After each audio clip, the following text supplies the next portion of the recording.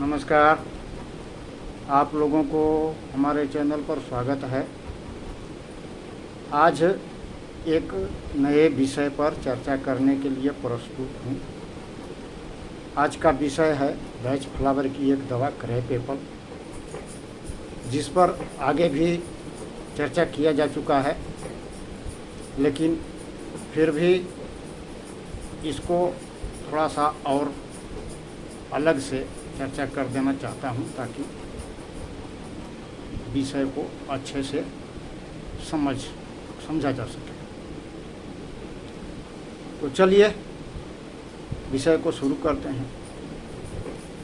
Krebs Apple दवा के negative पहलू जो हैं उस पर चर्चा करेंगे कि किन किन परिस्थितियों में किस तरह की परिस्थिति होगी तो इस दवा का प्रयोग किया जा सकता है। तो नीचे कुछ परिस्थिति के बारे में आगे बताऊंगा।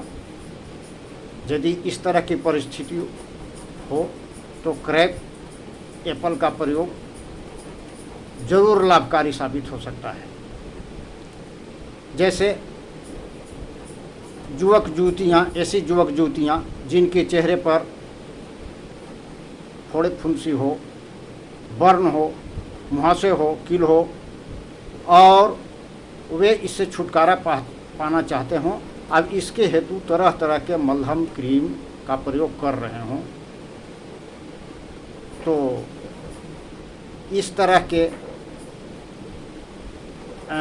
परिस्थिति में क्रैप एपल का प्रयोग किया जाता है। यानी कि इस तरह के लोगों को अपने चेहरे पर एक छोटा सा दाग भी बर्दाश्त नहीं होता, वो भी उन्हें खराब लगता है। अच्छा, दूसरा व्यक्ति जिन्हें एक्जिमा है, सफ़ेद दाग है और तरह के दाग है, जिसके चलते वे सार्वजनिक स्थानों पर जैसे शादी विवाह समारोह आदि में जाने से कतराते हैं और प्रभावित जगह को ढक कर रखते हैं, तो उनके लिए भी क्रैप एपल दवा उपयोगी साबित हो सकती है। क्रैप एपल टाइप का जो व्यक्ति होता है अपने बीमारी हेतु कुछ भी करने को तैयार रहता है। बहुत ज़्यादा खर्चा करने के लिए तैयार रहता है।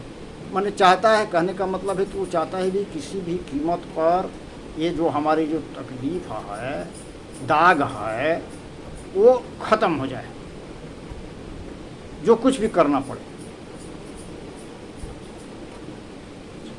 छोटे कद के व्यक्ति जो अपने कद को लेकर के चिंतित हैं और कद को बढ़ाना चाहते हैं, तो इस तरह के व्यक्ति के लिए भी क्रैप एपल उपयोगी है। ऐसे व्यक्ति जिनका कद बहुत छोटा है और इसके चलते वे बहुत शर्मिंदगी का अनुभव करते हैं, हीन भावना से ग्रसित रहते हैं और चाहते हैं कि हमारा कद थोड़ा सा बढ़ जाए, तो ऐसे व्यक्ति के लिए उपकारी है। लेकिन उम्र दराज व्यक्तियों पर इसका असर नहीं होगा। कम उम्र के यदि बच्चे हैं तो हो सकता है। अच्छा, और एक परिस्थिति है कि शरीर के किसी भी भाग में बाहरी चीज़ों के होने की अनुभूति, जिसे अंग्रेजी में फॉरेन बॉडी सेंसेशन कहते हैं। जैसे माथा पर बोझा रखा हुआ है, पेट में कुछ चल रहा है या कुछ पड़ा हुआ है, इस तरह की अनुभूति, गले में कुछ अटका हुआ है, इस तरह की अनुभूति होती हो, तो इस परिस्थिति में भी क्रैप एपल दवा उपयोगी है। क्रैप एपल दवा दर्द में भी उपयोगी है, लेकिन उस तरह के दर्द में उपयोगी है जब व्यक्ति को लगता है दर्द वाले जगह को अपने शरीर से अलग कर दे, तभी यह दवा जो है कारगर होगी।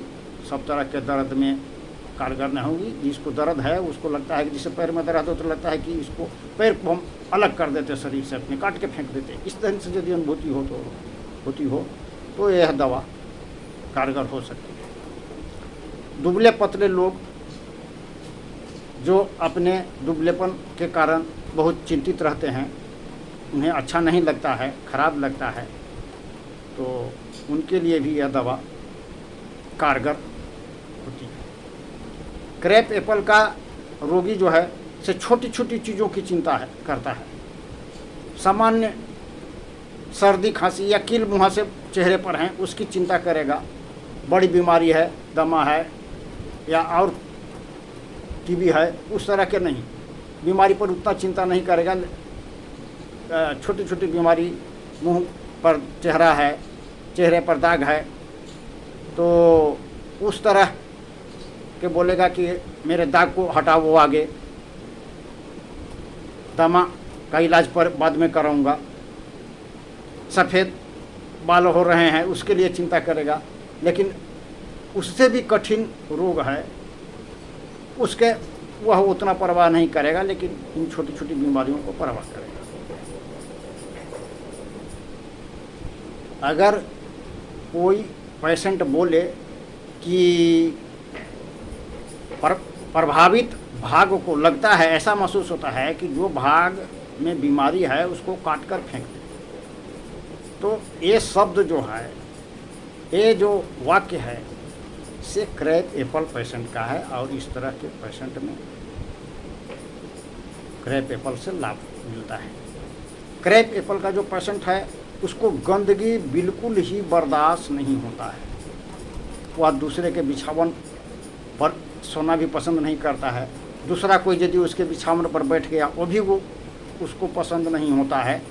बार बार हाथ धोता है, पाँव धोता है, कीड़े मकोड़े से घृणा करता है।